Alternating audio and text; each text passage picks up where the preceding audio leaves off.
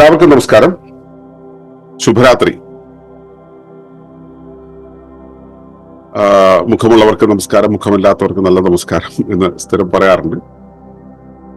അപ്പോ നമ്മളെല്ലാ വെള്ളിയാഴ്ചകളിലും ഇങ്ങനെ പ്രകൃതിയുടെ നിയമങ്ങളെ ആധാരമാക്കിയുള്ള ഓരോ വിഷയങ്ങളെ കുറിച്ച് സംസാരിച്ചു വരും.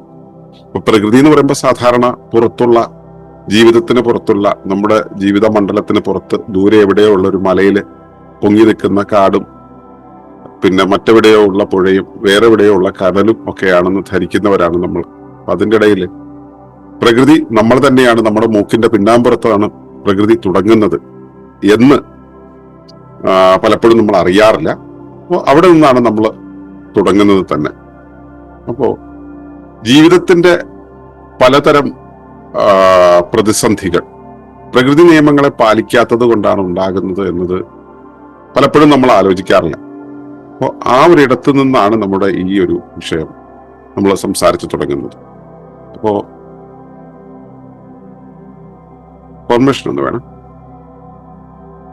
അപ്പോൾ നമ്മൾ ഇന്ന് ഇവിടെ പറഞ്ഞ വിഷയം, അല്ലെങ്കിൽ ഇന്ന് സംസാരിക്കാമെന്ന് നമ്മൾ ഉദ്ദേശിച്ച വിഷയം എന്ന് പറയുന്നത്, നിങ്ങൾ എല്ലാവരും കണ്ടതുപോലെ അടിക്കടി കൊണ്ടുവരുന്ന മാറ്റങ്ങൾ കൂടെയുള്ളവർക്ക് പ്രശ്നമാകുന്നുണ്ട്. പരിസരത്തിന് അനുയോജ്യമല്ലാത്ത എന്തോ ഒന്ന് നിങ്ങളിൽ ഉള്ളത് കൊണ്ടാണത്. അസ്ഥിരതയുടെ പ്രകൃതി മനഃശാസ്ത്രം, ഇതാണ് നമ്മുടെ വിഷയം. ഈ വിഷയത്തിലേക്ക് ഞാൻ എത്താനുള്ള കാര്യം എന്ന് പറയുന്നത്, എൻ്റെ മകൻ പ്രജ്ഞാവളിമ്പ ഒരു ദിവസം കുറച്ച് കാര്യങ്ങളൊക്കെ പുള്ളിയുടെ ബെഡ്, പുള്ളിയുടെ പുസ്തകങ്ങൾ, പുള്ളിയുടെ സാധനങ്ങളെല്ലാം ഒരു ഭാഗത്തേക്ക് ഒതുക്കി വെക്കും. കഴിഞ്ഞ ഒരാഴ്ചയായിട്ട് കണ്ടുവരുന്ന ഒരു കലാപരിപാടിയാണ്. പിറ്റേ ദിവസം പുള്ളിക്ക് തോന്നുന്നത് അവിടെയല്ല വേണ്ടത്, മറ്റൊരിടത്താണ് എന്ന് പറഞ്ഞ് അതിനെ മുഴുവൻ മാറ്റും. അടുത്ത ദിവസം വേറൊരിടത്തേക്ക് ഇതെല്ലാം കൂടെ മാറ്റും. ഇതല്ല വേറൊന്നാണ് കംഫർട്ടബിൾ ആയിട്ടുള്ളതെന്നുള്ളത്. കുഞ്ഞിയുടെ വിൻഡോയിൽ ഇടതുവശത്ത് മുകളിലായിട്ട് കാണുന്നുണ്ട് ആ തല. അപ്പോ ഈ ഇപ്പൊ നമസ്കരിച്ച ആ കഥാപാത്രമാണ് ഈ കഥയിലെ നായകൻ. അപ്പൊ പുള്ളി ഇതിങ്ങനെ സ്ഥിരമായിട്ട് ചെയ്യുമ്പോൾ ഞങ്ങളിങ്ങനെ കളിയാക്കാറുണ്ട്. ഈ മുഹമ്മദ് ബിൻ തുഗ്ലക്ക് എന്ന് പറയുന്ന ഒരു ഭരണാധികാരി നമ്മുടെ നാട്ടിലുണ്ടായിരുന്നു. ഒരിക്കൽ പുള്ളി പലതരം വിശേഷണങ്ങൾ കൊണ്ടുവന്നിട്ടുണ്ട്. ഇന്റലിജന്റ് ഫൂൾ എന്നാണ് പുള്ളിയെ പറയുക. പുള്ളി നടപ്പിൽ വരുത്തിയിട്ടുള്ള ഭരണപരിഷ്കാരങ്ങളൊക്കെ നിന്ന നിപ്പിൽ ഓരോ പുതിയ പുതിയ പുതിയ കാര്യങ്ങൾ കൊണ്ടുവരും. അപ്പോൾ ബാക്കിയുള്ളവരൊക്കെ അതിനനുസരിച്ച് അനുകൂലപ്പെടേണ്ടി വരും. അനുകൂലപ്പെട്ട് ദില്ലിയിലെ രാജധാനിയും ഭരണ സംവിധാനവും മുഴുവൻ കൽക്കത്തയിലേക്ക് 10 കൊല്ലം കൊണ്ട് മാറ്റിയത്രേ. അവിടെ ചെന്ന് കഴിഞ്ഞപ്പോൾ പുള്ളിക്ക് മനസ്സിലായി, 10 കൊല്ലം കൊണ്ട് അവിടെ ചെന്ന് കഴിഞ്ഞ് അവിടെ താമസിച്ച് കാര്യങ്ങൾ നിർവഹിച്ചു തുടങ്ങിയപ്പോൾ മനസ്സിലായത് ഇത്തിരി ഡിഫിക്കൽട്ട് ആണെന്ന്. അതുകൊണ്ട് അവയെല്ലാം വീണ്ടും അടുത്ത 10 കൊല്ലം എടുത്തിട്ട് ഡൽഹിക്ക് മാറ്റി എന്നൊക്കെ ഒരു കഥയുണ്ട്. അത് ഈ 10 കൊല്ലമാണോ എത്രയാണോ നമുക്കറിയില്ല, എങ്കിലും പറഞ്ഞു കേട്ടിട്ടുള്ള കഥയാണ്. അപ്പോ ഇതിനിടയിൽ പെട്ടുപോകുന്ന ഒരുപാട് പേരുണ്ട്. ഇത് നമ്മുടെ ജീവിതത്തിൽ ഒരുപാട് മനുഷ്യരിലും കാണാൻ പറ്റും. ഇപ്പൊ നമ്മുടെ കൂടെ പ്രവർത്തിക്കുന്ന ആളുകൾ, നമ്മുടെ മേൽ ഓഫീസർമാര്, നമ്മുടെ കൂടെ ജീവിക്കുന്ന ആളുകൾ, നമ്മുടെ ഇണ അല്ലെങ്കിൽ നമ്മുടെ മക്കൾ, നമ്മുടെ ബന്ധുക്കള് അല്ലെങ്കിൽ നമ്മുടെ അയൽക്കാര്, നമ്മുടെ പരിചയക്കാർ, സുഹൃത്തുക്കള്, ഇവർക്കൊക്കെ ഈ ഒരു സ്വഭാവം, അതായത് ജീവിതത്തിൽ ഒരു സ്വാഭാവിക വഴി ഒഴുകുന്ന സമയത്ത് പെട്ടെന്ന് അതിന്റെ ദിശ മാറ്റും. ദിശ മാറ്റി കഴിയുമ്പോൾ നമ്മളൊന്ന് കൺഫ്യൂഷൻ ആവും, തലക്കടി കിട്ടിയ പോലെ തോന്നും. നമ്മളൊന്ന് തലേന്ന് കുടങ്ങി. ടോം ആൻഡ് ജെറിയില് ടോം ജെറി അടിക്കുമ്പോൾ അല്ലെങ്കിൽ ജെറി ടോമിനെ അടിക്കുന്ന സമയത്ത് അവരിങ്ങനെ തല പിടയ്ക്കുന്നത് പോലെ ഒരു പിടക്കൽ പിടച്ചിട്ട് നമ്മളൊന്ന് നോക്കും, ഇതെന്താ സംഭവിച്ചത്. നമുക്ക് കുറച്ചു നേരത്തേക്ക് പിടികിട്ടില്ല.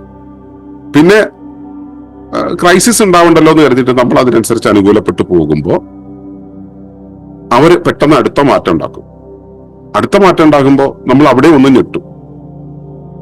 ഇങ്ങനെ ഞെട്ടി പോകുന്നത്, അത് സ്വന്തം ഇണയുടെ കാര്യത്തിലാണ് ഇത്തരം മാറ്റങ്ങൾ ഉണ്ടാകുന്നതെങ്കിൽ നമ്മുടെ ജീവിതകാലം മുഴുവൻ ഞെട്ടലിന് ആയിരിക്കും സമയം ഉണ്ടാവുക. അപ്പോ ഇത് ഇണ അങ്ങനെ വഴിമാറുന്ന സമയത്ത് നമുക്കുണ്ടാവുന്ന ഞെട്ടലുണ്ടല്ലോ, ഇതുപോലെ മറ്റൊന്നാണ് നമ്മൾ വഴിമാറുന്ന സമയത്ത് അവർക്കൊക്കെ ഉണ്ടാവുന്ന ഞെട്ടൽ. നമ്മളിങ്ങനെ പലരും ഇങ്ങനെ ജീവിതത്തിൽ പലപ്പോഴും പലരെയും ഞെട്ടിക്കാറുണ്ട്. അപ്പോ ഈ ഞെട്ടിക്കാന്ന് വെച്ചാൽ എങ്ങനെയാണ്, നമ്മളിങ്ങനെ ഒരു വഴിക്ക് പോകുമ്പോൾ നമ്മുടെ കൂടെയുള്ളവരും കൂടെ യാത്ര ചെയ്യും. കൂടെ യാത്ര ചെയ്ത് വരുന്ന സമയത്ത് പെട്ടെന്ന് നമ്മൾ നമ്മുടെ ഗതിയിൽ ഒരു മാറ്റം വരുത്തും. നമ്മൾ വെച്ചിരിക്കുന്ന സാധനങ്ങളിൽ മാറ്റം വരുത്തും, സാധനങ്ങളുടെ സ്ഥാനത്ത് മാറ്റം വരുത്തും, ചെയ്യുന്ന ക്രമത്തിൽ മാറ്റം വരുത്തും, പറയുന്ന കാര്യങ്ങളിൽ മാറ്റം വരുത്തും. ഇനി മുതൽ ഇങ്ങനെ വേണ്ട, വേറൊന്നും മതി എന്ന പുതിയ നവോത്ഥാനത്തിന്റെ ഒരു തീരുമാനം വരുമ്പോഴാണ് നമ്മൾ ഈ വഴിമാറുന്നത്. പക്ഷെ ആ വഴിമാറ്റം എന്ന് പറയുന്നത് മറ്റുള്ളവർക്ക് അത് മനസ്സിലാകാതെ വരുന്ന സമയത്ത് ഇതിനൊത്ത് സഹകരിച്ച് വരുന്നവർക്ക് ഉണ്ടാകുന്ന ബുദ്ധിമുട്ട്, ഈ ബുദ്ധിമുട്ടിനെ നമ്മൾ അറിഞ്ഞില്ലെങ്കിൽ ഉണ്ടാകുന്ന പ്രശ്നമാണ്. പലരും ഈ പ്രശ്നത്തെ അഭിമുഖീകരിക്കുന്നുണ്ട്. ഒന്നുകിൽ മറ്റുള്ളവർ ചെയ്യുന്നത് സ്വയം അനുഭവിക്കുക, അല്ലെങ്കിലോ സ്വയം ചെയ്യുന്ന കാര്യങ്ങൾ മറ്റുള്ളവർ അനുഭവിക്കുക. അപ്പോ അവിടെയൊക്കെ തന്നെ ഈ അനുഭവിക്കുന്നവര് കഷ്ടപ്പെടുന്നത് നമ്മൾ കാണാറുണ്ട്. അനുഭവിക്കുന്നവർ കഷ്ടപ്പെടുന്നു. അപ്പൊ ഇതുണ്ടാക്കുന്നവർ കഷ്ടപ്പെടുന്നില്ലേ എന്ന് ചോദിച്ചാൽ അവർക്കത് കഷ്ടപ്പാടായിട്ടല്ല മനസ്സിലാക്കുക, അവരൊരു നവോത്ഥാനമായിട്ടാണ്, വഴിത്തിരിവായിട്ടാണ് മനസ്സിലാക്കുക. അപ്പോ ഈ മറ്റുള്ളവർക്ക് ഞാനൊരു കാര്യം ചെയ്യുമ്പോൾ എന്റെ കൂടെയുള്ളവർക്ക് ബുദ്ധിമുട്ടുണ്ടാകുന്നുണ്ടെങ്കിൽ എന്റെ പരിസരം, അവരും ഉൾക്കൊള്ളുന്ന എന്റെ പരിസരത്തിന് അനുയോജ്യമല്ലാത്ത എന്തോ ഒന്ന് എന്റെ ഉള്ളിൽ ഉള്ളത് കൊണ്ടാണ് അവർക്ക് കഷ്ടപ്പാടായിട്ട് തോന്നുന്നത്. ഇപ്പൊ ചില ഡ്രൈവർമാരുണ്ട്, വണ്ടി ഓടിക്കുന്ന സമയത്ത് പ്രത്യേകിച്ചും ചെറുപ്പക്കാര് ഒരു ടേണിങ് എത്തിക്കഴിഞ്ഞിട്ടുണ്ടെങ്കിൽ സ്റ്റിയറിംഗ് പിടിച്ച് ഒരൊറ്റ തിരിക്കില്ല, കാറ് കൃത്യമായിട്ട് ആ വഴി തിരിഞ്ഞ് കയറി അങ്ങ് പോകും. പക്ഷെ പുറകിലിരിക്കുന്നവർ ചിലപ്പോൾ മറിഞ്ഞിട്ടുണ്ടാവും. ചില ആളുകൾ ഡ്രൈവ് ചെയ്യുമ്പോൾ നമ്മൾ അറിയില്ല, കാറ് തിരിയും, പക്ഷെ അതിന്റെ പുറകിലിരിക്കുന്നവർ അറിയുക പോലുമില്ല. അവർ വളരെ ഗ്രാജുവലായിട്ട് ആ ടേണിങ്ങിലേക്ക് തിരിച്ച് ഗ്രാജുവലായിട്ട് തന്നെ തിരിച്ച് ആ ദിശ കൊണ്ടുവന്ന് കാറ് തിരിയുന്നത് അകത്തിരിക്കുന്നവർക്ക് അറിയില്ല എന്നുള്ള രീതിയിലേക്ക് തിരിച്ചു കൊണ്ടുപോകും. അങ്ങനെ തിരിക്കുന്നവരുമുണ്ട്. എന്താണ് ഇതിന്റെ പുറകിലുള്ളത്? അപ്പൊ ഈ സ്ഥായിയായിട്ട് നിൽക്കാനുള്ള ഒരു ശേഷി എല്ലാ ജീവജാലങ്ങളിലുമുണ്ട്. ജീവി എന്ന് പറയുമ്പോൾ തന്നെ ജീവനുള്ളത് എന്നാണല്ലോ അർത്ഥം. ജീവൻ എന്താന്ന് വെച്ചാല് സ്വയം പരിചരണ ശേഷിയുള്ളത് എന്നർത്ഥം. എന്താണ് സ്വയം പരിചരണം അല്ലെങ്കിൽ സ്വയം സംഘാടനം എന്ന് പറയുന്നത്? ജീവൻ എന്നുള്ള പദത്തിന്റെ അർത്ഥം തന്നെ സ്വയം സംഘാടകത്വം എന്നാണ്. സ്വയം സംഘടിപ്പിക്കാൻ ശേഷിയുള്ളത്. ഇല്ലാത്തൊന്നിനെ സ്വയം സംഘടിപ്പിച്ച് ഉണ്ടാക്കിയെടുക്കുന്നു. ഇനി സ്വയം സംഘടിച്ചു കഴിഞ്ഞാലോ അതിന്റെ ഓരോ മാറ്റങ്ങളിലും, ഓരോ തേയ്മാനങ്ങളിലും, ഓരോ ക്ഷീണങ്ങളിലും, ഓരോ അപജയങ്ങളിലും വീണ്ടും അതിനെ സ്വയം സംഘടിപ്പിച്ച് പുനർനിർമ്മിക്കുന്നു. എന്തു മാറ്റമുണ്ടായാലും അതിനെ പഴയ രീതിയിലേക്ക് പുനഃസ്ഥാപിക്കുന്നു. മാത്രമോ എന്റെ ഈ സ്വഭാവം ഉണ്ടല്ലോ, സ്വയം സംഘടിക്കാനുള്ള സ്വഭാവം എന്ന് പറയുന്നത്, അത് നിലനിർത്താനായിട്ട് എന്റെ പതിപ്പുകളെ ഉണ്ടാക്കുന്നു. മക്കൾ എന്നുള്ള രൂപത്തിൽ പതിപ്പുകളെ ഉണ്ടാക്കുന്നു. ഇതെല്ലാം ചെയ്യുന്ന സംവിധാനത്തിന്റെ പേരാണ് ജീവൻ. ജീവൻ എന്ന് പറയുന്നത് ഇപ്പോ ജനിക്കുന്ന സമയത്ത് എവിടെന്നോ ചാടി ഇവിടേക്ക് വന്ന് കയറുന്ന ഒന്ന് അല്ല. ഏതൊരു സംവിധാനത്തിന്റെയും കാതലായ ഒന്നാണ് അത്. അതിന്റെ രൂപീകരണത്തെ കുറിച്ച് നമ്മൾ മറ്റു പല ക്ലാസ്സുകളിലും വളരെ ഡീറ്റെയിൽ ആയിട്ട് ചർച്ച ചെയ്തിട്ടുണ്ട്. അപ്പൊ അതിലേക്ക് ഞാൻ ഇപ്പൊ പോകുന്നില്ല. അപ്പോ ജീവൻ എന്ന് പറയുന്നത് ഇതാണ്, സ്വയം സംഘാടകത്വമാണ്. അപ്പോ സ്വയം സംഘടിക്കുക എന്ന് പറയുമ്പോൾ എന്തിനാണ് സംഘടിച്ചത്? എന്റെ ശരീരം ഉണ്ടായിട്ടുള്ളത് എന്തിനു വേണ്ടിയിട്ടാണ്? എന്റെ ഉപരിവ്യവസ്ഥയുടെ ഒരാവശ്യത്തിന് വേണ്ടിയിട്ടാണ്. അതായത് എന്റെ കൈ ഉണ്ടായിട്ടുള്ളത് എന്റെ ശരീരത്തിന്റെ ആവശ്യത്തിനാണെന്നതുപോലെ ഞാൻ ഭാഗമാകുന്ന ഭൂമിയുടെ അല്ലെങ്കിൽ പ്രകൃതിയുടെ അല്ലെങ്കിൽ പലതും നമുക്ക് വിളിക്കാം. തൽക്കാലം ഭൂമിയുടെ എന്ന് എടുത്തു കഴിഞ്ഞാൽ പെട്ടെന്ന് മനസ്സിലാവും. ഭൂമിയാകുന്ന ശരീരത്തിന്റെ ഒരു അവയവമാണ് ഞാൻ. ഭൂമിയുടെ ആവശ്യങ്ങൾ നിർവഹിക്കാൻ വേണ്ടിയുള്ള ഒരു അവയവം എന്നുള്ള രീതിയിലാണ് ഞാൻ ഇവിടെ നിലനിൽക്കുന്നത്. ഭൂമിയുടെ ആവശ്യങ്ങൾ നിർവഹിക്കാനായിട്ട് ഞാൻ ചെയ്യേണ്ടുന്ന കാര്യങ്ങളെയാണ് ധർമ്മം എന്ന് പറയുക. അത് ഞാൻ ചെയ്യുന്നതിനെയാണ് കർമ്മം എന്ന് പറയുക. അപ്പോ ഭൂമി എനിക്ക് ഇപ്പോൾ ഇവിടെ ഒരു ഉത്തരവാദിത്വം തന്നിട്ടുണ്ട്. ആ ഉത്തരവാദിത്വത്തിനനുസരിച്ചുള്ള ശേഷികൾ എനിക്ക് തന്നിട്ടുണ്ട്. ഉത്തരവാദിത്വം നടപ്പിലാക്കാൻ പാകത്തിലുള്ള ധർമ്മബോധങ്ങൾ തന്നിട്ടുണ്ട്. അതിനനുസരിച്ച് കാര്യങ്ങളെ നടപ്പിലാക്കാൻ വേണ്ടിയുള്ള കർമ്മ പദ്ധതി തന്നിട്ടുണ്ട്. ഈ ധർമ്മത്തെ കർമ്മമാക്കി മാറ്റാൻ വേണ്ടിയുള്ള ആസൂത്രണ പരിപാടിയായ മനസ്സ് തന്നിട്ടുണ്ട്. ഇതെല്ലാം കൂടെ ചേർന്നുകൊണ്ടാണ് ഞാൻ ഇത് നിർവഹിക്കുന്നത്, എന്റെ ധർമ്മത്തെ നിർവഹിക്കുന്നത്. അപ്പോ ഞാൻ ഇപ്പോ ഒരു വാതിലിന്റെ അല്ലെങ്കിൽ ഒരു ഗേറ്റിന്റെ കാവൽക്കാരനായിട്ട് ദൗത്യം ഏൽപ്പിക്കപ്പെട്ടിരിക്കുന്നു എന്ന് കരുതുക. അപ്പൊ എന്റെ വേഷം കാവൽക്കാരൻ്റെതായിരിക്കും. അപ്പോ കാവൽക്കാരന് അതിന്റെ ഭാഗമായിട്ടുള്ള ലാത്തി, വിസില്, തൊപ്പി ഒക്കെ ഉണ്ടാവും എന്റെ കയ്യില്. പക്ഷെ എന്റെ സ്ഥാനം എവിടെയായിരിക്കും? ഈ ഗേറ്റിന്റെ സമീപത്ത് ഒരു ചെറിയ കുടിലുണ്ടാവും. ആ കുടിലായിരിക്കും എന്റെ സ്ഥാനം. ആ കുടിലിൽ നിന്നും ഗേറ്റ് വരെ പോവുക, ഗേറ്റിൽ നിന്നും കുടിൽ വരെ പോവുക, ഇതാണ് എന്റെ യാത്രാദൂരം. ഞാൻ ആ ധർമ്മത്തിലായിരിക്കുന്ന സമയത്ത് ഒരു ഒരു കാവൽക്കാരന്റെ ധർമ്മത്തിലായിരിക്കുന്ന സമയത്ത് ഞാൻ ഈ ദൂരത്തേക്കാണ് പോകേണ്ടത്. ഇത് ചിലപ്പോൾ ഞാൻ ജീവിക്കുന്ന പരിസരം, ഞാൻ എന്തിന്റെ കാവലായിരിക്കുന്നുവോ, ഇപ്പൊ ഒരു നാടിന്റെ കാവലാണെങ്കിൽ നാടിന്റെ പരിസരത്ത് മുഴുവൻ റോന്തു ചുറ്റേണ്ടി വരും. അപ്പൊ ഞാൻ എവിടെയാണോ ദൗത്യം നിർവഹിക്കേണ്ടുന്നത് അവിടെ ആ ദൗത്യം നിർവഹിക്കേണ്ടുന്ന മണ്ഡലത്തിലായിരിക്കുക എന്നുള്ളതാണ് എന്റെ ഉത്തരവാദിത്വം, അല്ലെ? എന്നിട്ടാണ് പിന്നെ കാവൽ നോക്കുക എന്നുള്ളത്. അപ്പോ എനിക്ക് അവിടെ ഒരു സ്ഥാനം തന്നിട്ടുണ്ട്. ആരാണ് തന്നത്? എന്നെ നിയമിച്ചവൻ, എന്നെ അവിടെ നിയോഗിച്ചവൻ. ആ നിയോഗിച്ച സംവിധാനത്തിന്റെ പേര് ഇവിടെ നമ്മൾ മനുഷ്യരുടെ കാര്യം പറയുമ്പോൾ ഭൂമി എന്ന് പറയാം.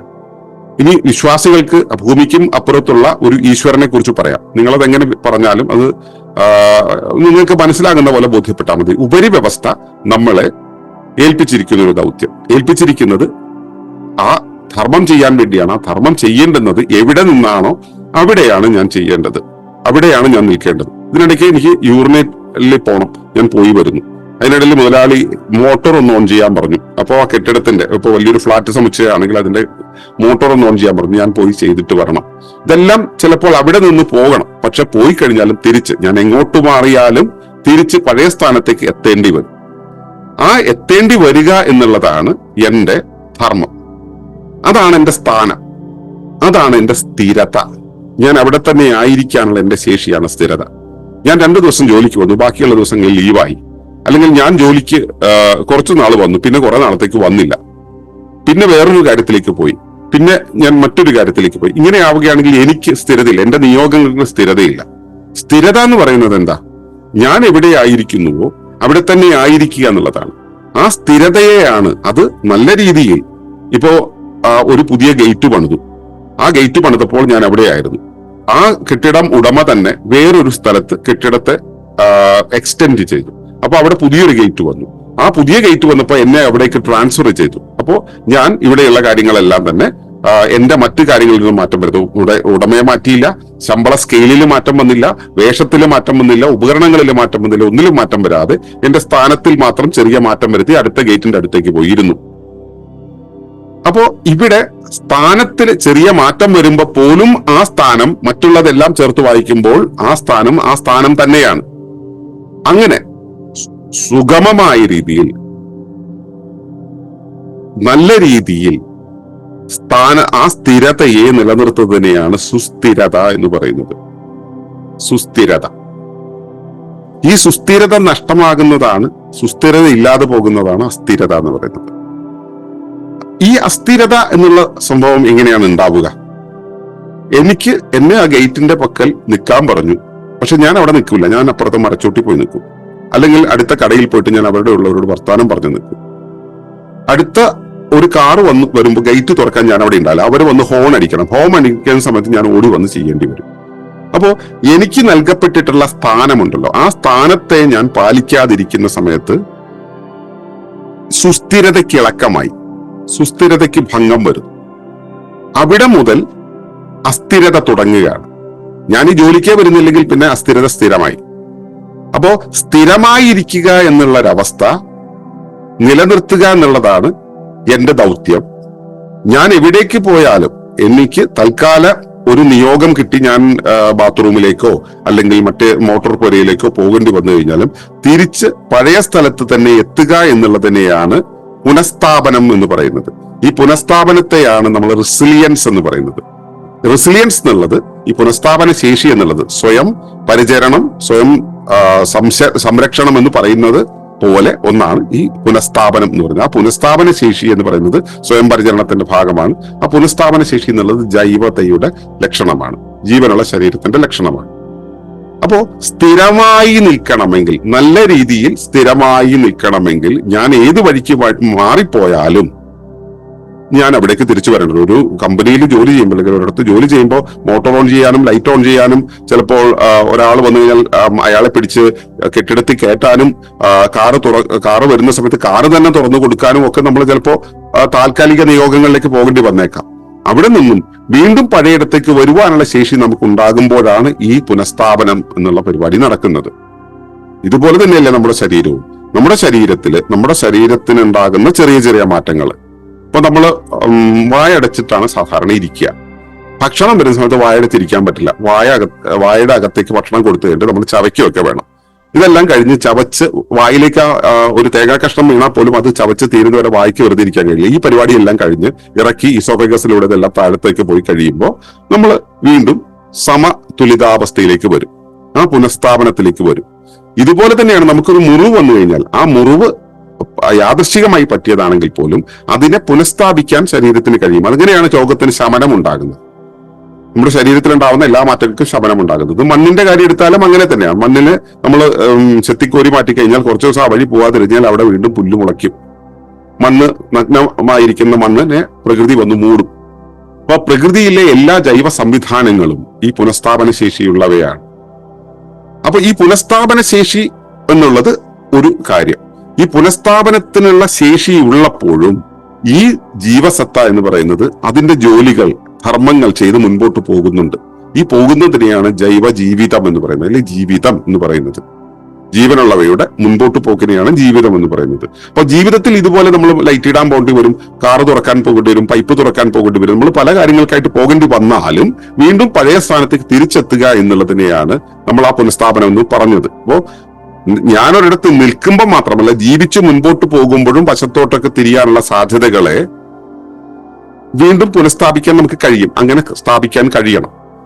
അപ്പോ ഇവിടെ നമ്മൾ പ്രധാനമായിട്ട് ശ്രദ്ധിക്കേണ്ടത് വെച്ചാൽ, അപ്പൊ എനിക്ക് തിരിച്ചു വരാൻ, ഞാനൊരു കാവൽക്കാരനായിരിക്കുമ്പോൾ ഒരിടത്ത് നിൽക്കുന്നു, ഒരു ഡ്രൈവർ ആയിരിക്കുന്ന സമയത്ത് ഞാനൊരു കാറിനകത്താണ്, കാറ് നീങ്ങിക്കൊണ്ടിരിക്കുകയാണ്. അപ്പൊ കാറിന്റെ ഡ്രൈവർ സീറ്റിലാണ് എനിക്ക് ഇരിക്കേണ്ടത്. എന്റെ ധർമ്മത്തിനനുസരിച്ച് ഞാൻ നീങ്ങുകയാണോ നിൽക്കുകയാണോ എന്താണെങ്കിലും ഞാൻ ആ അവിടേക്ക് തന്നെ തിരിച്ചു വരിക എന്നുള്ളൊരു ഉത്തരവാദിത്വം അവിടെയുണ്ട്. അപ്പോൾ എനിക്കൊരു സ്ഥാനമുണ്ട് എന്നുള്ളതാണ് ഇതിന്റെ പ്രധാനപ്പെട്ട കാര്യം. രസകരമായ കാര്യം എന്ന് വെച്ചാൽ പ്രകൃതിയിൽ എല്ലാത്തിനും കൃത്യമായ ഒരു സ്ഥാനമുണ്ട്. പ്രകൃതിയിൽ എല്ലാത്തിനും കൃത്യമായ ഒരു സ്ഥാനമുണ്ട്. കാരണം ഒരു ധർമ്മം നിർവഹിക്കാനാണ് പ്രകൃതിയിൽ ഓരോ സത്തയെയും പ്രകൃതി ഉരുവാക്കിയിട്ടുള്ളത്. ആ ധർമ്മം നിർവഹിക്കാനായിട്ട് നമുക്കൊരു സ്ഥാനം, ഒരു പ്രദേശം തന്നിട്ടുണ്ട്. ഈ പ്രദേശത്താണ് നമ്മുടെ ധർമ്മം നിർവഹിക്കേണ്ടത്. ആ പ്രദേശത്ത് നമ്മൾ ധർമ്മം നിർവഹിക്കുന്ന സമയത്ത് എപ്പോഴെല്ലാം മുതലാളി നമ്മളോട് ആവശ്യപ്പെടുന്നു അപ്പോഴെല്ലാം മുതലാളിക്ക് ഇവിടെ ആവശ്യപ്പെട്ടാൽ മതി, ഇവിടെ നിന്ന് നമുക്ക് കാര്യങ്ങൾ പോയി ചെയ്യാൻ കഴിയും. അപ്പൊ എല്ലാത്തിനും ഒരു സ്ഥാനമുണ്ട്. നിങ്ങൾ അടുക്കളയിലേക്ക് പോവുക. അടുക്കളയിൽ പാചകം ചെയ്യുന്ന സമയത്ത് പാചകം ചെയ്യുന്ന പാചകത്തിന്റെ മുകളിലായിട്ടോ അതിന്റെ തൊട്ടടുത്തോ ആയിട്ട് കടുക്, മല്ലി, മുളക് എന്നൊക്കെ പറഞ്ഞിട്ട് കുറെ ജീരകം എന്ന് പറഞ്ഞ് കുറെ സാധനങ്ങൾ നിരത്തി വെച്ചിട്ടുണ്ടാവും. നിങ്ങൾ കറി ഉണ്ടാക്കി കഴിഞ്ഞിട്ട് കടുക് വറുക്കാനായിട്ട് വെളിച്ചെണ്ണ ഒരിടത്തുനിന്ന് എടുക്കുന്നു, ഒഴിക്കുന്നു, തിരിച്ചു വയ്ക്കുന്നു. അതിനുശേഷം ഇങ്ങനെ പാത്രം ഇങ്ങനെ ചൂടാകുന്ന സമയത്ത് കടുകിന്റെ പാത്രത്തിന്റെ ഭാഗത്തേക്ക് നിങ്ങളുടെ കൈകൾ പോകുമ്പോൾ അവിടെ കടുകിന്റെ പാത്രം ഇല്ലെങ്കിലുള്ള അവസ്ഥ ആലോചിച്ച് നോക്കൂ. എണ്ണ ഒഴിച്ച് ചൂടായിക്കൊണ്ടിരിക്കുന്നു, കടുക് അവിടെയില്ല. നമ്മൾ അവിടെയാണ് കടുക് സാധാരണ വയ്ക്കുക. അപ്പോൾ ഈ എണ്ണ ചൂടായി കൊണ്ടിരിക്കുന്ന സമയത്ത് കടുക് എടുത്ത് ഇടാൻ പാകത്തിൽ അടുത്താണ് കടുക് സാധാരണ സൂക്ഷിക്കുക. അവിടെ കടുകില്ലെങ്കിലോ ഈ കടുക് എവിടെ എന്ന് നമ്മൾ അന്വേഷിക്കേണ്ടി വരും. ചിലപ്പോൾ തൊട്ടടുത്തില്ലെങ്കിൽ ദൂരെ എവിടെയാണെന്നുള്ളത് അന്വേഷിക്കേണ്ടി വരും. ഇല്ലെങ്കിൽ കടുകിന്റെ പാത്രം കഴിഞ്ഞിരിക്കുകയാണെങ്കിൽ അതിനെ നമ്മൾ തിരിച്ച് ഫില്ല് ചെയ്യേണ്ടി വരും. അല്ലെങ്കിൽ അടുക്കള സ്ഥിരമായിട്ട് ഉപയോഗിക്കുന്ന ഒരാളെ വിളിച്ചിട്ട് നമ്മൾ അന്വേഷിക്കേണ്ടി വരും എവിടെയാണ് കടുകെന്ന്. ആ സമയത്തിനുള്ളിൽ എണ്ണ ചൂടായി പോയിട്ടുണ്ടോ? സ്ഥിരം സംഭവിക്കുന്ന കാരണം ഈ കടുകിന്റെ പ്രശ്നം. താക്കോലിനൊരു സ്ഥാനമുണ്ട്. നമ്മൾ വീട്ടിന്റെ വെളിയിലേക്ക് പോയിട്ട് വന്നു, വീട് തുറന്നു, നമ്മൾ താക്കോൽ സ്റ്റാൻഡിൽ കൊണ്ടുവയ്ക്കുന്നു. ചിലർ താക്കോൽ സ്റ്റാൻഡിൽ കൊണ്ടുവയ്ക്കുന്നവരും വേറെ എവിടെങ്കിലും കൊണ്ടുവയ്ക്കും. എവിടെങ്കിലും വെക്കുന്ന സമയത്ത് ഈ സ്ഥാനം വെക്കും, അത് മറക്കും. അതോടുകൂടി പിന്നെ അടുത്ത പ്രാവശ്യം ആവശ്യം വരുന്ന സമയത്താണ് താക്കോല് തപ്പുക. ആ സമയത്ത് താക്കോല് കിട്ടില്ല. അപ്പോ പ്രകൃതിയിൽ എല്ലാത്തിനും സ്ഥാനമുണ്ട്. മനുഷ്യന്റെ ജീവിതത്തിലാണെങ്കിലും ശരി, അവനുണ്ടാക്കുന്ന മാനേജ്മെന്റിലാണെങ്കിലും ശരി, ഒരു കാറിന്റെ സീറ്റിന്റെ കാര്യത്തിലാണെങ്കിലും ടയറിന്റെ കാര്യത്തിലാണെങ്കിലും ഇവിടെയുള്ള ഏത് ധർമ്മം നിർവഹിക്കുന്ന കാര്യത്തിനും അതിൻ്റെതായ ഒരു സ്ഥാനമുണ്ട്. ഈ സ്ഥാനത്ത് നിന്നും മാറിയാൽ തുടർന്നുള്ള പ്രവർത്തനങ്ങൾ കൺഫ്യൂഷനിലാവും. കാവൽക്കാരൻ അവിടെ ഇല്ലെങ്കിൽ മുതലാളിക്ക് അല്ലെങ്കിൽ വരുന്ന ആ സർവീസ് വാങ്ങിക്കുന്ന ആളുകൾക്കൊക്കെ ബുദ്ധിമുട്ടാണ്. കടുക് അവിടെ ഇല്ലെങ്കിൽ പാചകം ചെയ്യാൻ പോകുന്ന ആളുകൾക്ക് ബുദ്ധിമുട്ടാണ്. അപ്പോ എല്ലാത്തിനും അതിൻ്റെതായ സ്ഥാനമുണ്ടല്ലോ.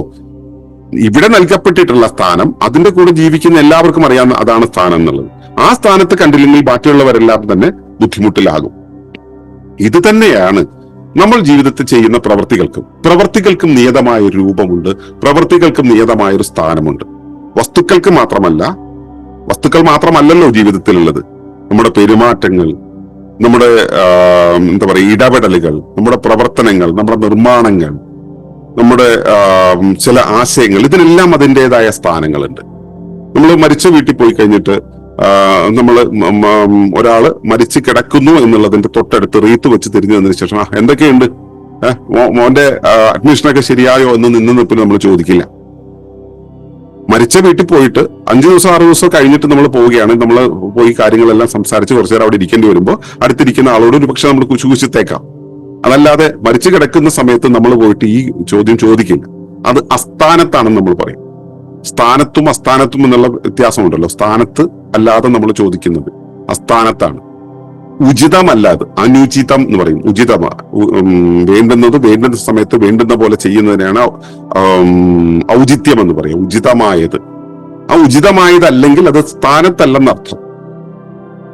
അപ്പോ നമുക്കെല്ലാം തന്നെ ഇവിടെ ചെയ്യുന്ന ഇവിടെയുള്ള വസ്തുക്കൾക്കും ഇവിടെയുള്ള പ്രവർത്തനങ്ങൾക്കും ഇവിടെയുള്ള ചിന്തകൾക്കും പെരുമാറ്റങ്ങൾക്കും ഒക്കെ തന്നെ അതിൻ്റെതായ സ്ഥാനമുണ്ട്. ഈ സ്ഥാനം എന്നുള്ളത് പ്രകൃതി കൽപ്പിച്ച സ്ഥാനമുണ്ട്. പ്രകൃതി ദൗത്യം നമ്മളെ ഏൽപ്പിച്ചു കഴിഞ്ഞാൽ പിന്നെ അവിടുത്തെ ഈ പ്രകൃതി എന്ന് പറയുന്നത് നമ്മളാണ്. പ്രാദേശിക പ്രകൃതി എന്ന് പറയുന്നത് നമ്മളാണ്. അവിടെ ആ കാര്യത്തെ നിർവഹിക്കേണ്ടത് നമ്മളാണ്. ഇപ്പോ വാച്ച്മാനെ ഒരു പണി ഏൽപ്പിച്ചു കഴിഞ്ഞാൽ വാച്ച്മാനാണ് അവിടുത്തെ ആ പ്രദേശത്തെ കാര്യങ്ങൾ ആ സമയത്ത് അയാളുടെ ഉത്തരവാദിത്തം ഏറ്റെടുത്ത് വെച്ചിരിക്കുന്ന സമയത്ത് നിർവഹിക്കേണ്ടത്. അപ്പൊ അയാൾക്ക് അറിയാം ആ സമയത്ത് എന്തൊക്കെ ചെയ്യണം, എവിടെയൊക്കെ ചെയ്യണം എന്നുള്ളത്. ആ ദൗത്യം അയാൾ ചെയ്യുക എന്നുള്ളതാണ് കാര്യം. അതുപോലെ ഈ വസ്തുക്കൾ വെക്കേണ്ടതും പെരുമാറ്റങ്ങൾ നടത്തേണ്ടതും ഇടപെടലുകൾ നടത്തേണ്ടതും പ്രവർത്തനങ്ങൾ നടത്തേണ്ടതുമൊക്കെ അത് ആരാണോ ചെയ്യേണ്ടുന്നത് അവരാണ് ചെയ്യേണ്ടത്. അവരത് ചെയ്യുന്നതിന് അതിന്റെ തത്തുല്യമായ സ്ഥാനങ്ങളുണ്ട്. ഈ സ്ഥാനങ്ങൾ ഓരോരുത്തർക്കും ബോധ്യമുണ്ടാകണം, അല്ലേ? ഈ മരിച്ച വീട്ടിൽ പോയി സംസാരിക്കേണ്ട കാര്യം പറഞ്ഞല്ലോ. അവിടെ പോയിട്ട് അങ്ങനെയല്ല സംസാരിക്കേണ്ടതെന്ന് അയാൾക്ക് ബോധ്യമുണ്ടെങ്കിൽ മാത്രമേ സംസാരിക്കാതിരിക്കുള്ളൂ. സമൂഹത്തിൽ ഒരുപാട് പേർക്ക് ഈ ബോധം ചിലപ്പോൾ ഉണ്ടായിന്ന് വരില്ല. നമ്മൾ സാധാരണ പറയുന്ന ഒരു ചൊല്ലുണ്ടല്ലോ, common sense is not so common എന്ന്. സാമാന്യബോധം എന്നുള്ളത് സാധാരണ സാമാന്യമായിട്ട് കാണാറില്ല എന്ന് പറയാറുണ്ട്. അപ്പോ നമ്മുടെ പെരുമാറ്റങ്ങൾ എപ്പോഴും അതാത് സ്ഥാനത്തായിരിക്കണം. ഇതൊക്കെ സാധാരണ മര്യാദകളാണ്. സാമാന്യബോധം എന്ന് പറയുന്നതൊക്കെ സാധാരണ മര്യാദകളാണ്. ഈ സാധാരണ മര്യാദയുടെ കുറച്ചുകൂടെ അപ്പുറത്തേക്ക് ചെല്ലുന്ന കാര്യങ്ങളാണ് നമ്മുടെ സാധാരണ ജീവിതത്തിൽ, നമ്മുടെ നിത്യജീവിതത്തിൽ കൊണ്ടുപോകേണ്ടത്. നമ്മൾ നമ്മുടെ ഒരു പ്രണയിനിയെ കാണുന്നു, അല്ലെങ്കിൽ പ്രണയിതാവിനെ കാണുന്നു. വിവാഹത്തിലേക്ക് നമ്മൾ പോവുകയാണ്. അപ്പൊ വിവാഹപൂർവമായിട്ട് നമ്മൾ കാണുന്നു, അനുരാഗം, പിന്നെ പരസ്പരം ഉള്ള പ്രണയപൂർവമായ സംസാരങ്ങൾ. അത് കഴിഞ്ഞ പ്രണയ കാലം കഴിഞ്ഞിട്ട് പിന്നെ വിവാഹത്തിലേക്ക് കയറുന്നു. ചിലർക്ക് പ്രണയമൊന്നും ഉണ്ടാവില്ല, നേരിട്ട് വിവാഹത്തിലേക്കായിരിക്കും. വിവാഹകാലത്ത് ആദ്യത്തെ ആ മാധുര്യം നിറഞ്ഞ കുറച്ച് കാലം. ഇതെല്ലാം കഴിഞ്ഞ് ഈ ഉചിതമായ സ്ഥലത്ത് നിന്നുള്ളതിന്റെയൊക്കെ ആ ബാരിയറുകളെല്ലാം നമ്മൾ പൊളിച്ചു കളയും, ഒരുമിച്ച് ജീവിച്ചു കളയും. കുറച്ച് കഴിയുമ്പോൾ ഈ ബാരിയറുകളൊന്നുമല്ല, നേരിട്ട് കയറി ഇടപെടുന്ന ഈ സാമാന്യബോധം ഉപയോഗിക്കേണ്ടിടത്തും സാമാന്യത ഉപയോഗിക്കാതെ നേരിട്ട് ഇടപെടുന്ന രീതിയായിരിക്കും. നമ്മൾ നമ്മുടെ കൈയോട് പറയില്ലല്ലോ, കയ്യെ നീ ഇങ്ങനെ പെരുമാറണമെന്ന്. അതുപോലെ എനിക്കൊരു ഇണയുണ്ടായി, ഇണയോട് ഞാൻ പറയില്ല ഇണയെ നീ ഇങ്ങനെ പെരുമാറുന്നു ഞാൻ പറയില്ല. കാരണം എന്താ, ഇണ എന്റെ ഭാഗമായി കഴിഞ്ഞല്ലോ. ഇയാൾക്കിത് അറിയാമല്ലോ, അറിയേണ്ടതല്ലേ? ഇതാണ് നമ്മുടെ വിധി. നമ്മൾ വിധിക്കും, നമ്മൾ അങ്ങനെ ജഡ്ജ് ചെയ്യും. എന്നിട്ടോ നമ്മൾ ഈ വിചാരിക്കുന്നത് പോലെ അവിടെ അയാൾക്ക് പെരുമാറാൻ കഴിയുന്നില്ലെങ്കിൽ, അതായത് നമ്മൾ വിചാരിച്ച ഇടത്ത്, നമ്മൾ വിചാരിച്ച, മുമ്പേ പറഞ്ഞല്ലോ എല്ലാത്തിനും ഒരു ഇടമുണ്ട്, ആ ഇടത്ത് വേണ്ടുന്ന പോലെ, വേണ്ടുന്ന അളവിൽ, വേണ്ടുന്ന സമയത്ത് കാര്യങ്ങൾ ചെയ്യാൻ അയാൾക്ക് കഴിഞ്ഞില്ലെങ്കിൽ ഉടനെ നമ്മൾ പറയും നീ എന്നെ മനസ്സിലാക്കിയില്ല, അല്ലെങ്കിൽ നീ തെറ്റുകാരിയാണ്, അല്ലെങ്കിൽ തെറ്റുകാരനാണ് എന്ന് നമ്മൾ പറയും. നമ്മൾ വിചാരിച്ച പോലെ അയാൾ ചെയ്യുന്നില്ലെങ്കിൽ അയാൾ തെറ്റുകാരനാണ് നമ്മൾ പറയും. ഈ തെറ്റ് എന്ന് പറയുന്നത് ആപേക്ഷികമാണ്. നമ്മളാണ് തെറ്റിദ്ധരിച്ചിരിക്കുന്നത്. അയാൾ കൃത്യമായിട്ടാണ് ചെയ്തത്. ഞാൻ തെറ്റി മനസ്സിലാക്കുന്നുവെങ്കിൽ അവിടെയും പ്രശ്നം തന്നെയാണ്. അവിടെയും നമ്മൾ ആരോപണം അയാളുടെ നേരെയാണ് ഉന്നയിക്കുക. എപ്പോഴും ഞാനാണല്ലോ ലോകത്തെ ഏറ്റവും വലിയ ശരി, അല്ലെ? നമ്മളെപ്പോഴും ചിന്തിക്കുന്നത് ഞാനാണ് ശരി എന്നുള്ള രൂപത്തിലാണ്. അപ്പൊ ഞാൻ ശരി എന്നുള്ള രീതിയിൽ കാണുമ്പോൾ അയാളെ നമുക്ക് കുറ്റം ആരോപിക്കാൻ എളുപ്പത്തിൽ കഴിയും. അപ്പോ അയാളെ കുറ്റം ആരോപിച്ചിട്ട് നമ്മൾ ഈ സ്ഥാനം മാറിയതിന്റെ കണക്കുകൾ പറയും. ഇങ്ങനെയാണ് സാധാരണ വഴക്കുകളും ഉടക്കുകളൊക്കെ തുടങ്ങുന്നത്. ദാമ്പത്യത്തിൽ വഴക്കുകളൊക്കെ തുടങ്ങുന്നത്. സുഹൃത്തുക്കൾക്കിടയിലും അയൽക്കാർക്കിടയിലും ഒക്കെ ഈ സാമാന്യത എന്ന് പറയുന്നത്, അതായത് പൊതുവായി ഞാനും അയാളും ഈ പൊതുവായ സ്ഥലത്തെ, പൊതുവായ പെരുമാറ്റത്തെ, പൊതുവായ ഇടപെടലിനെ, പൊതുവായ പ്രവർത്തനത്തെ കാണുന്നത് രണ്ടുപേരും ഒരുപോലെ കാണുകയാണെങ്കിൽ ഒരുമിച്ച് മുൻപോട്ട് പോകുള്ളൂ. ഇവിടെ ആ പ്രവർത്തനം ഏകദാന എന്ന് പറയുക, ഏകദാനത എന്ന് പറയുക, ഐക്യം എന്ന് പറയുക, സമരസപ്പെട്ടുള്ള പ്രവർത്തനം, സമപ്രവർത്തനം എന്നൊക്കെ പറയുക, ഹാർമണി എന്ന് പറയുന്നത്. ഈ ഒരുമിച്ചുള്ള പ്രവർത്തനങ്ങൾ. ആ ഒരുമിച്ചുള്ള പ്രവർത്തനം നടത്തണമെങ്കിൽ രണ്ടു പേർക്കും സാമാന്യമായിട്ടുള്ള ഒരു അവസ്ഥ വേണം. പ്രകൃതി ഇവിടെ എല്ലാ ജീവികളെയും ഒഴിവാക്കിയിട്ടുള്ളത് കേവല സാമാന്യതയുടെ പുറത്താണ്. എല്ലാത്തിനും ഒരു പൊതുവായ രീതി, പൊതുവായ അറിവ്, പൊതുവായ കാര്യങ്ങളെല്ലാം കൊടുത്തിട്ടുണ്ട്. മനുഷ്യന്റെ കാര്യത്തിലേക്ക് എത്തുന്ന സമയത്ത് മനുഷ്യൻ ഈ സാമാന്യത എന്നുള്ളതിന്റെ കൂടെ അവന്റെ യുക്തി കൂടെ ചേർക്കും. അവന്റെ ഇന്ദ്രിയങ്ങൾ കൊണ്ട് കാണുന്നതിന് കൂടെ അവന്റെ കേവല യുക്തി കൂടെ ആഡ് ചെയ്യും. യുക്തി ആഡ് ചെയ്യുന്ന സമയത്ത് ഈ സാമാന്യമായി പ്രവർത്തിക്കേണ്ടുന്ന ആ കേവല ബോധം, എല്ലാവർക്കും ഉള്ള ആ കേവലമായിട്ടുള്ള പൊതുവായിട്ടുള്ള കോമൺ ആയിട്ടുള്ള ബോധം എന്ന് പറയുന്നത് മാറി ഇയാളുടെ യുക്തി കൂടെ ചേർത്തുകൊണ്ടുള്ള ഒരു സവിശേഷ ബോധമായിട്ട് മാറും. ഈ സവിശേഷ ബോധമാണ് ഇയാളുടെ വ്യക്തിബോധം എന്ന് പറയുന്നത്. ഇയാളുടെ കാഴ്ചപ്പാടുകൾ, ഇയാളുടെ നിരീക്ഷണങ്ങൾ, ഇയാളുടെ അണ്ടർസ്റ്റാൻഡിങ്, ഇയാളുടെ ഓരോന്നും, അങ്ങനെ ഇയാളുടെ എന്ന് പറയുന്ന ഇയാളുടെ സ്വത്വത്തിന്റെ ഭാഗമായിരിക്കുന്ന ഓരോന്നിനെയും അയാൾ രൂപപ്പെടുത്തുന്നത് ഈ സവിശേഷ ബോധം കൊണ്ടാണ്. എന്താണ് സവിശേഷ ബോധം? സാധാരണ രീതിയിലുള്ള ബോധം ഇങ്ങനെ ഒഴുകിപ്പോയിക്കൊണ്ടിരിക്കുകയാണെങ്കിൽ അതിൽ നിന്നും ഒരു പ്രത്യേക ഘട്ടത്തിൽ അതിന് വഴിതിരിവുണ്ടാകുന്നതിനെയാണ് ഈ സവിശേഷ ബോധം എന്ന് പറയുന്നത്. അതിന് സാധാരണ മലയാളത്തിൽ പറയുന്ന അല്ലെങ്കിൽ സംസ്കൃതത്തിൽ പറയുന്ന വാക്ക് യുക്തി എന്നാണ്. ഇംഗ്ലീഷിൽ പക്കായിട്ട് നമ്മൾ പറയുന്നത് ലോജിക് എന്നാണ്. റീസൺ ഡിവിയേഷൻ എന്നാണ് ഒളിമ്പസ് അതിനെ വിളിക്കുന്നത്. റീസൺ ഡിവിയേഷൻ എന്ന് വെച്ചാൽ റീസൺ ഫുൾ ആയിട്ടുള്ള ഡീവിയേഷൻ, കാരണപൂർവക വിഭ്രംശം.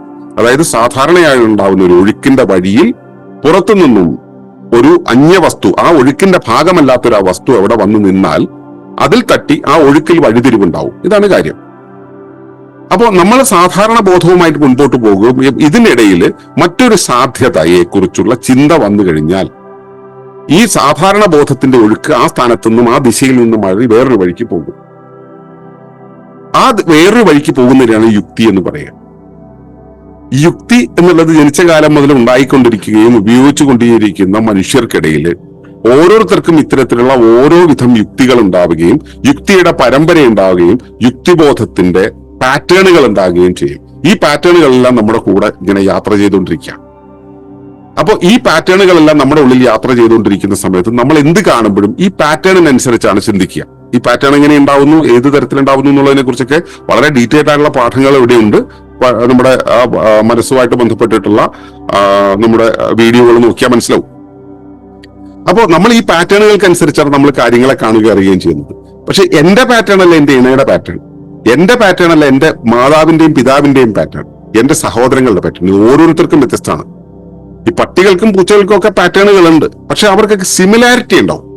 സഹജഭാവത്തിൽ ഒരു രണ്ട് പക്ഷികൾ കൂടുകൂട്ടുകയാണെങ്കിൽ ആ രണ്ട് പക്ഷികളുടെ കൂടിനും ഉപയോഗിക്കുന്ന മെറ്റീരിയൽ എന്ന് പറയുന്നത് അവിടുത്തെ അവർക്ക് ഓരോരുത്തർക്കും ലോക്കലി അവൈലബിൾ ആയിട്ടുള്ള മെറ്റീരിയൽ ആയിരിക്കും. പക്ഷെ ഇതിന്റെ ഷേപ്പ് നോക്കിയാൽ ഏതാണ്ട് ഒരുപോലെ ഇരിക്കും. മനുഷ്യരുണ്ടാക്കുന്ന വീട് ഒരു വീട് വേറൊരു വീട് പോലെ വരൂല. മനുഷ്യരുണ്ടാക്കുന്ന രണ്ട് വസ്തുക്കൾ ഒരിക്കലും ഒരുപോലെ വരാറില്ല. ഒരേപോലെ ഉണ്ടാക്കുന്ന, ഒരേ ആവശ്യത്തിന് വേണ്ടി ഉണ്ടാക്കുന്ന രണ്ട് വസ്തുക്കൾ രണ്ട് രൂപത്തിലായിരിക്കും ഉണ്ടാകുക. അതിന് കാരണം അവന്റെ ആ സവിശേഷത എന്ന് വിളിക്കപ്പെടുന്ന ഈ ഒരു കാര്യമാണ്. ഇത് തന്നെയാണ് ഓരോ വ്യക്തിയെയും അവനവന്റെ അനന്യ വ്യക്തിത്വമാക്കി, യുണീക്ക് ഐഡന്റിറ്റി ആക്കി മാറ്റുന്നത്. ആ യുണീക്ക് ഐഡന്റിറ്റി കൊണ്ട് നമ്മൾ എപ്പോഴും കാര്യങ്ങളെ മുൻപോട്ട് കൊണ്ടുപോകുമ്പോൾ ഈ അതിലെ വഴിതിരിവുകൾ പലതുണ്ടാവും. ആ വഴിതിരിവുകളെല്ലാം ഏകീഭാവത്തിൽ എത്തിക്കാൻ വേണ്ടിയാണ് നമ്മുടെ നാട്ടിൽ സംസ്കാരം എന്നുള്ളൊരവസ്ഥ ഉണ്ടായിട്ടുള്ളത്.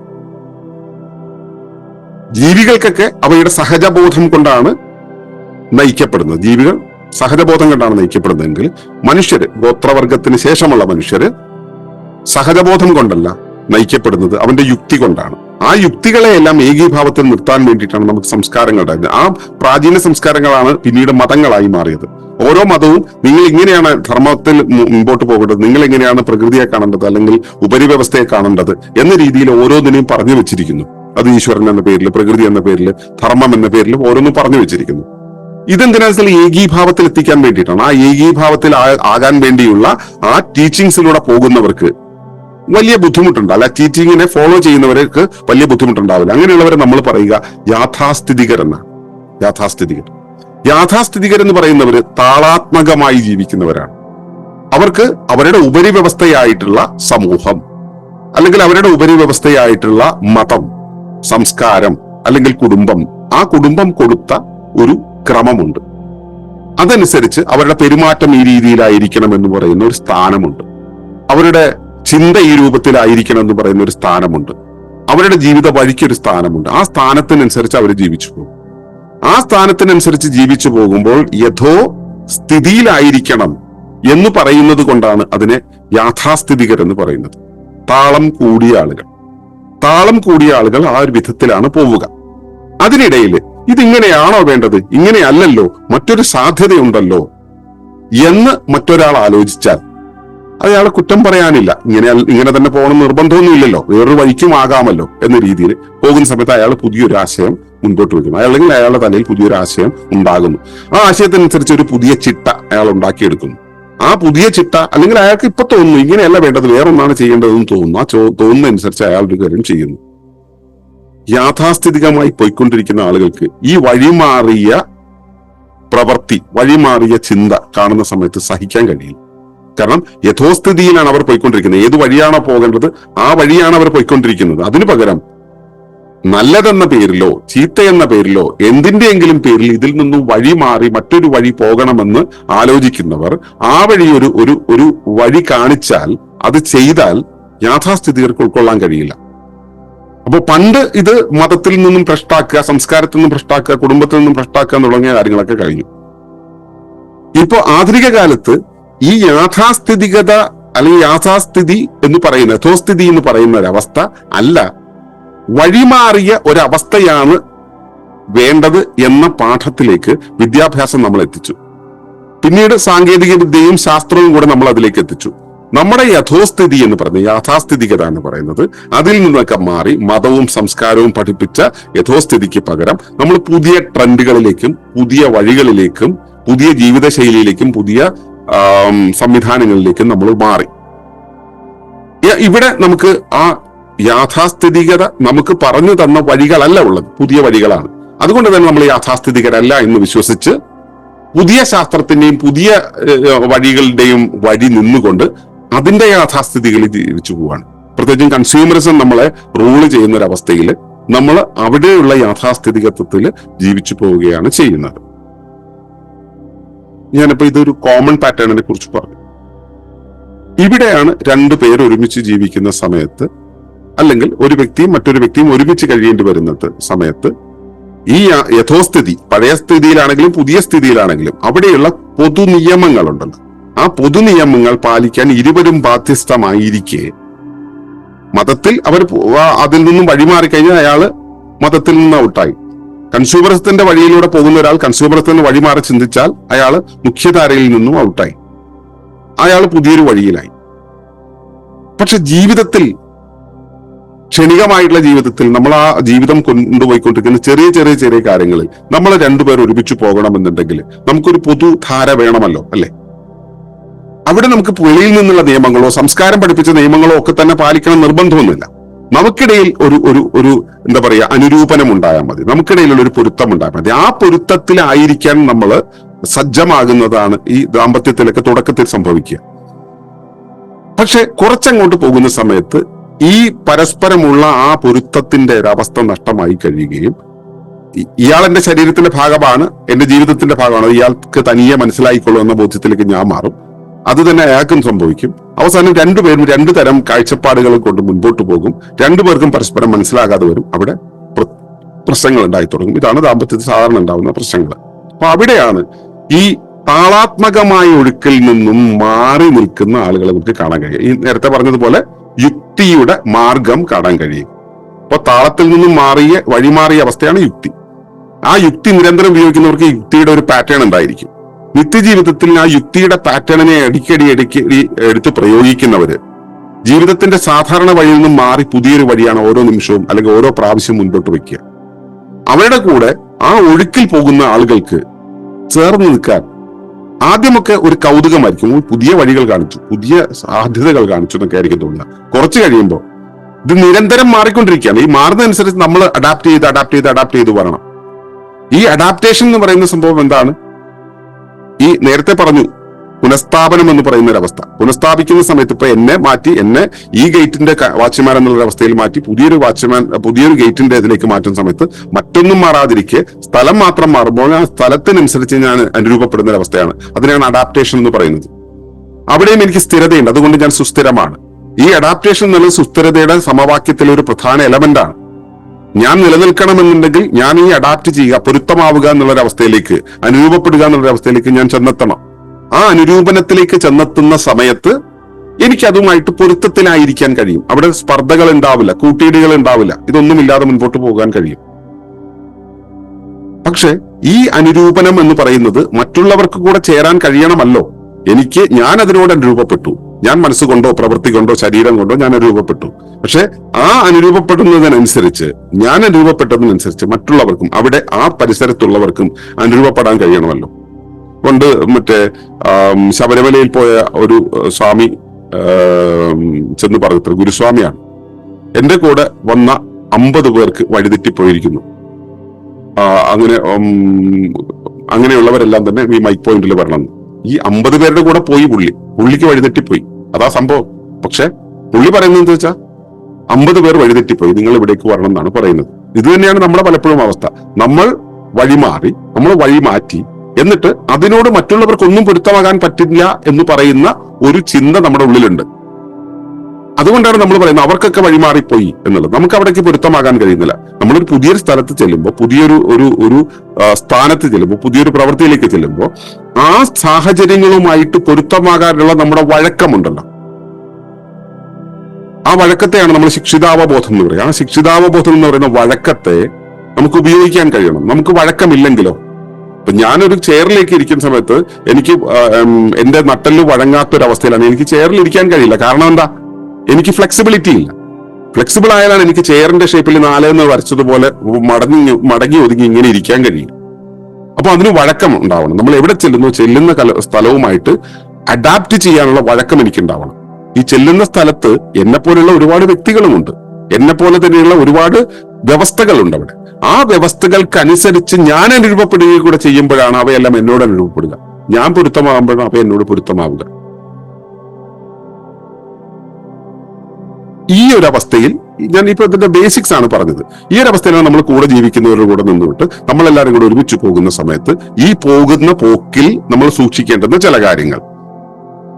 നമ്മളെല്ലാത്തിനും, നമ്മുടെ കട്ടിൽ ഇവിടെ ഇട്ടിരിക്കുന്നു, മേശ ഇവിടെ ഇട്ടിരിക്കുന്നു, തുണികളെല്ലാം ഒരിടത്ത് വെച്ചിരിക്കുന്നു, അലമാരി ഇവിടെ വെച്ചിരിക്കുന്നു, കടുക് ഇവിടെ വെച്ചിരിക്കുന്നു, അരിപ്പാത്രം ഇവിടെ വെച്ചിരിക്കുന്നു, കാർ ഒരിടത്ത് കയറ്റിയിട്ടിരിക്കുന്നു. നമ്മൾ ഇങ്ങനെയുള്ള കാര്യങ്ങളെല്ലാം നമ്മുടെ വീട്ടിലുള്ള കുറെ കാര്യങ്ങളെ നമ്മളിങ്ങനെ ക്രമപ്പെടുത്തി വെച്ചിട്ടുണ്ട്.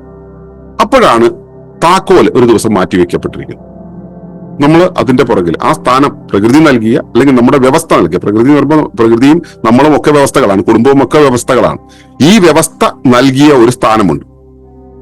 ആ വ്യവസ്ഥ നൽകിയ സ്ഥാനത്ത് നിന്ന് മാറിപ്പോയിട്ടുണ്ടെങ്കിൽ പിന്നെ എന്താ?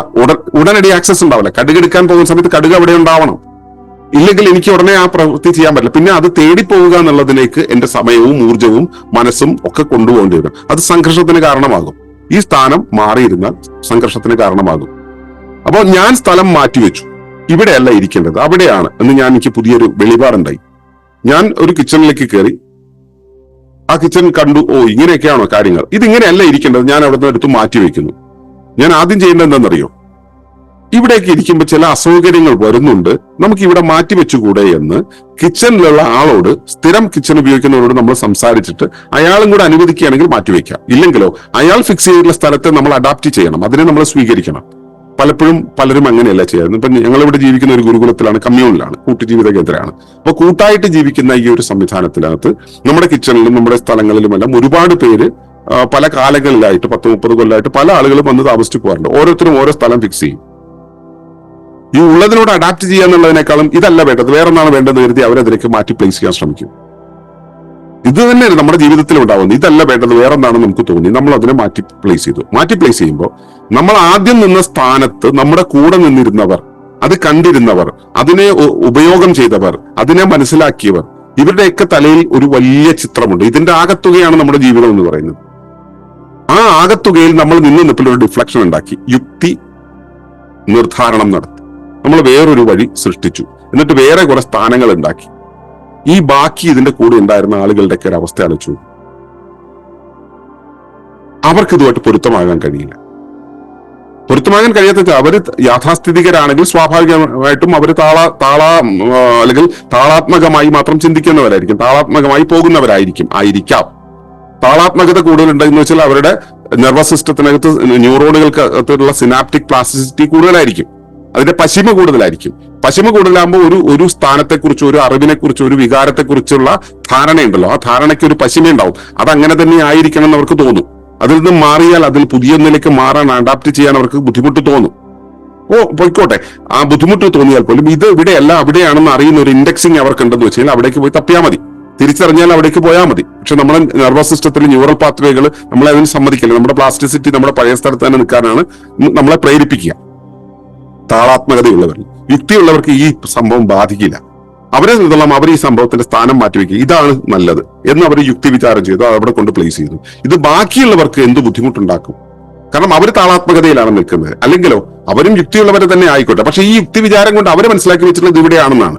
ഇത്രയും പേർക്ക് മനസ്സിലായിട്ടുള്ള ഒരു കാര്യത്തെ ഞാൻ പെട്ടെന്ന് എടുത്ത് മാറ്റിവെച്ചാൽ മറ്റുള്ളവർക്ക് ഇത് മനസ്സിലാവില്ല. മറ്റുള്ളവർക്ക് മനസ്സിലാവണമെന്നുണ്ടെങ്കിൽ ഇപ്പോൾ നമ്മുടെ ഔദ്യോഗിക സംവിധാനങ്ങളിൽ നമ്മൾ ഏത് കാര്യത്തിനും ഡോക്യുമെന്റേഷൻ നടത്തും. അപ്പോൾ ഏത് കാര്യത്തിന്റെയും സ്ഥാനം മാറ്റുന്നുണ്ടെങ്കിലും സ്ഥാനമുണ്ടെങ്കിലും അതിന് ഒരു ഡോക്യുമെന്റ് ഉണ്ടെന്ന് വെച്ച് കഴിഞ്ഞാൽ, അതിനൊരു ഇൻഡെക്സിങ് ഉണ്ടെന്ന് വെച്ച് കഴിഞ്ഞാൽ നമുക്ക് ആ സംഭവത്തെ വളരെ പെട്ടെന്ന് ആക്സസ് ചെയ്യാൻ പറ്റും. ഇല്ലെങ്കിൽ ആക്സസ് ചെയ്യാൻ പറ്റില്ല. ഒരു വസ്തു മാറ്റി വെക്കുമ്പോഴത്തെ കാര്യം അങ്ങനെ, ഒരു പെരുമാറ്റത്തെ, ഒരു ആക്ടിവിറ്റിയെ, ഒരു മോഡിനെ നമുക്ക് മാറ്റിക്കഴിഞ്ഞാൽ, ഒരു പ്രവർത്തന രീതിയെ മാറ്റിക്കഴിഞ്ഞിട്ടുണ്ടെങ്കിൽ അത് മറ്റുള്ളവരെയും കൂടെ അപ്ഡേറ്റ് ചെയ്യുക എന്നുള്ളത് ചെയ്തിട്ടേ ചെയ്യാവൂ. അല്ലാതെ ചെയ്താൽ മറ്റുള്ളവർക്ക് ആ കാര്യത്തെ മനസ്സിലാവില്ല.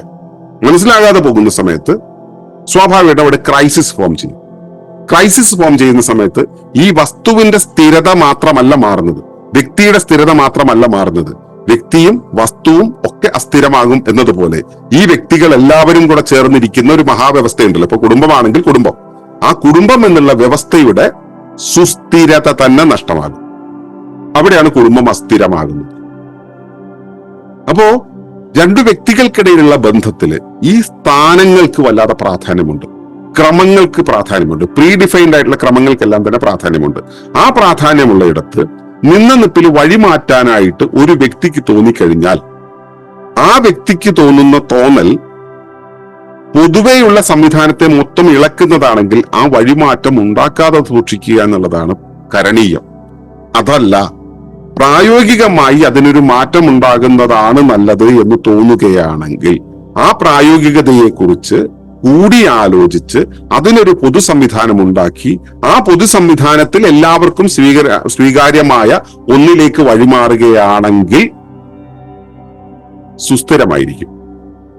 ഇല്ലെങ്കിൽ ആ സുസ്ഥിരതയ്ക്ക് സംഘർഷമുണ്ടാകും, അവിടെ അസ്ഥിരത ഉണ്ടാവും. ആ അസ്ഥിരത എന്നുള്ളത് മറ്റു പല പല പല പല തലങ്ങളിലേക്ക് നമ്മൾക്ക് വായിച്ചു പോകാൻ പറ്റും. നമ്മുടെ വിഷയം അതല്ലാത്തത് കൊണ്ട്. അപ്പോ അസ്ഥിരത ഉണ്ടാകുന്നതിന്റെ പ്രധാന കാര്യം എന്ന് പറയുന്നത് സ്ഥിരമായ ഒരു വഴിയുണ്ടല്ലോ, ജീവിതത്തിന് സ്ഥിരമായ ഒരു വഴിയുണ്ട്, ഒരു യാത്രയുണ്ട്. ആ വഴിയാത്രയിൽ നിന്നും വഴിമാറി പോകുമ്പോൾ സ്ഥിരമായ വഴി നഷ്ടപ്പെടുന്നതാണ് അസ്ഥിരത. സ്ഥിരമായ വഴി താൽക്കാലികമായിട്ടാണ് മാറുന്നതെങ്കിൽ ജീവനുള്ള വ്യവസ്ഥകളെല്ലാം തന്നെ അതിനെ പുനഃസ്ഥാപിക്കാൻ അവയ്ക്ക് ശേഷിയുണ്ട്. പക്ഷെ ഈ പുനഃസ്ഥാപനത്തിന്റെ ഒരു മണ്ഡലമുണ്ടല്ലോ, ആ മണ്ഡലത്തിനും വെളിയിലാണ് ഈ വഴിമാറ്റം ഉണ്ടാകുന്നതെങ്കിൽ സുസ്ഥിരതയിലേക്ക് പുനഃസ്ഥാപിക്കാൻ ജൈവതയ്ക്ക്, ആ ജൈവ വ്യവസ്ഥയ്ക്ക് കഴിയില്ല. അങ്ങനെ വഴി വല്ലാതെ മാറുന്ന സമയത്താണ് പലപ്പോഴും യുദ്ധങ്ങൾ ഉണ്ടാകുന്നത്. വഴി വല്ലാതെ മാറുമ്പോഴാണ് ഡിവോഴ്സുകൾ ഉണ്ടാവുന്നത്. വഴി വല്ലാതെ മാറുമ്പോഴാണ് പിണക്കങ്ങൾ ഉണ്ടാവുന്നത്. വഴി വല്ലാതെ മാറുമ്പോഴാണ് രോഗങ്ങൾ ഉണ്ടാവുന്നത്. നിങ്ങൾ ഏത് വ്യവസ്ഥയിലായിക്കോട്ടെ, ശരീര വ്യവസ്ഥയിലാണെങ്കിൽ രോഗങ്ങൾ ഉണ്ടാവും, ദാമ്പത്യ വ്യവസ്ഥയിലാണെങ്കിൽ ഡിവോഴ്സ് ഉണ്ടാവും, രാജ്യവ്യവസ്ഥയിലാണെങ്കിൽ യുദ്ധങ്ങൾ ഉണ്ടാവും. നിങ്ങൾ ഏത് വ്യവസ്ഥയിലാണെങ്കിലും, ഇപ്പൊ ഭക്ഷണ വ്യവസ്ഥയിലാണെങ്കിൽ നിങ്ങൾക്ക് അസുഖങ്ങൾ ഉണ്ടാവും. ഏത് വ്യവസ്ഥയിലാണെങ്കിലും സംഘർഷം ഉണ്ടാകുന്നതിന്റെ കാര്യം എന്ന് പറയുന്നത് നാം അസ്ഥിരതയിലേക്ക് കയറുന്നു എന്നുള്ളതാണ്. സുസ്ഥിരത വിട്ട് അസ്ഥിരതയിലേക്ക് കയറുന്നു എന്നുള്ളതാണ്.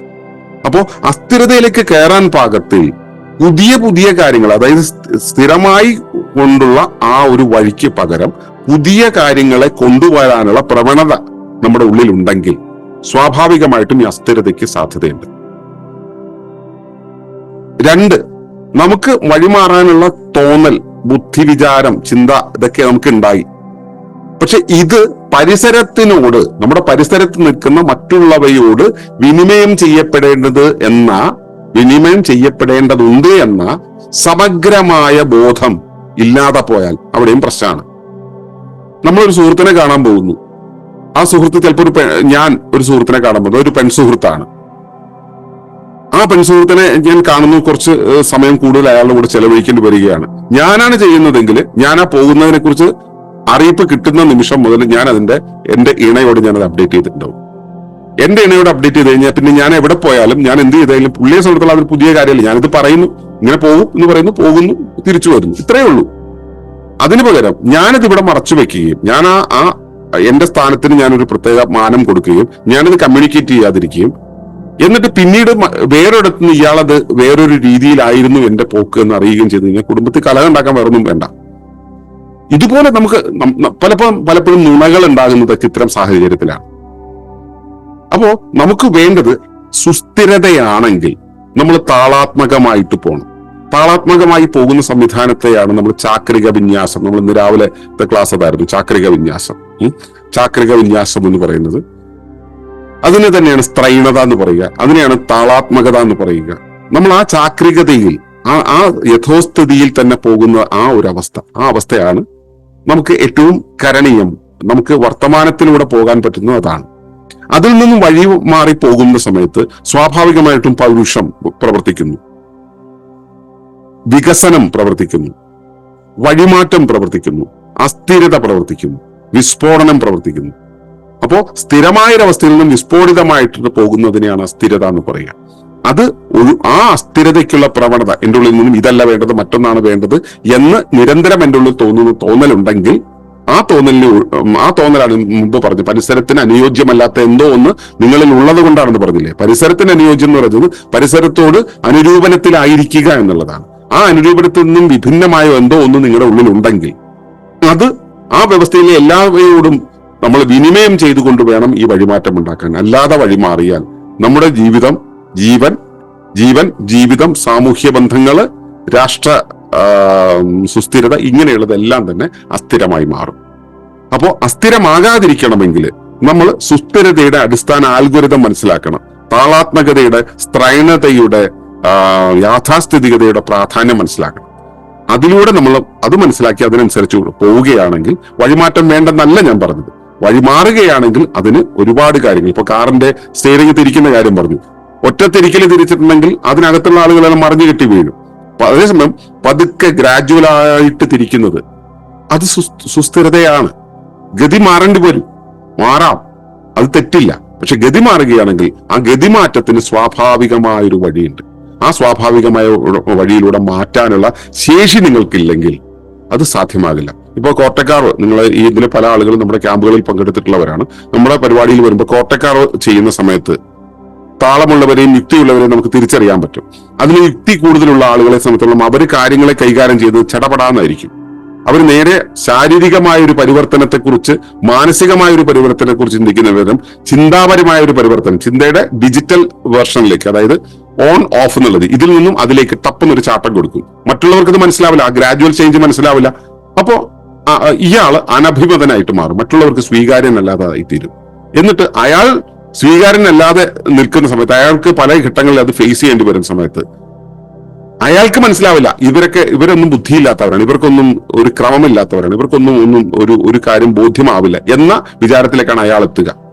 അല്ലാതെ അയാൾ അതിന്റെ വഴിമാറ്റിയത് കൊണ്ടാണ്, അയാൾ ഇതിനെ നിന്നിപ്പിൽ തിരിച്ചു വെക്കുന്നത് കൊണ്ടാണ് അവിടെ ചേർന്ന് പോകാൻ കഴിയാതെ പോകുന്നത് എന്ന വിചാരം അയാൾക്ക് ഉണ്ടാവില്ല.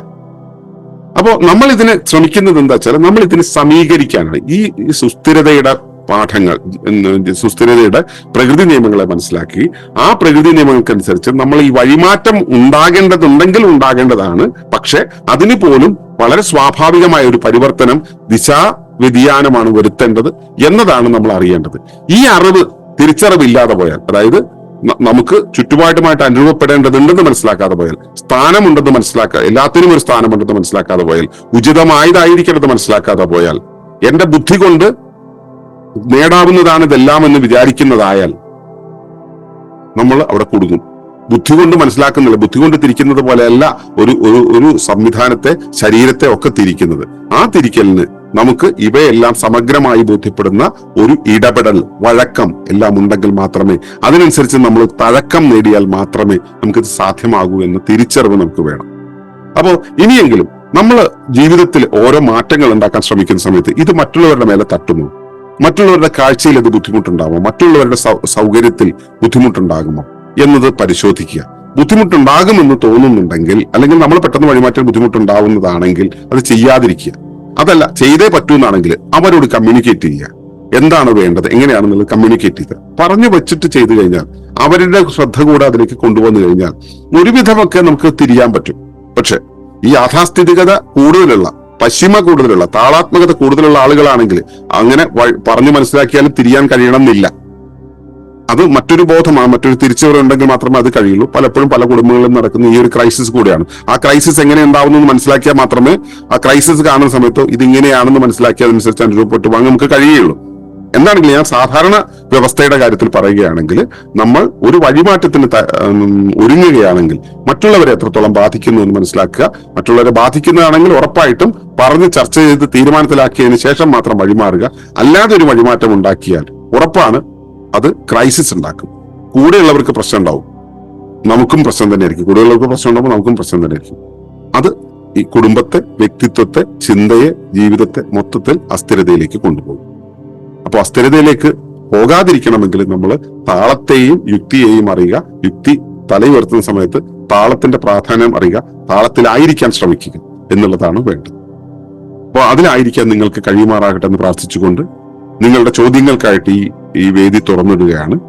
നന്ദി, നമസ്കാരം.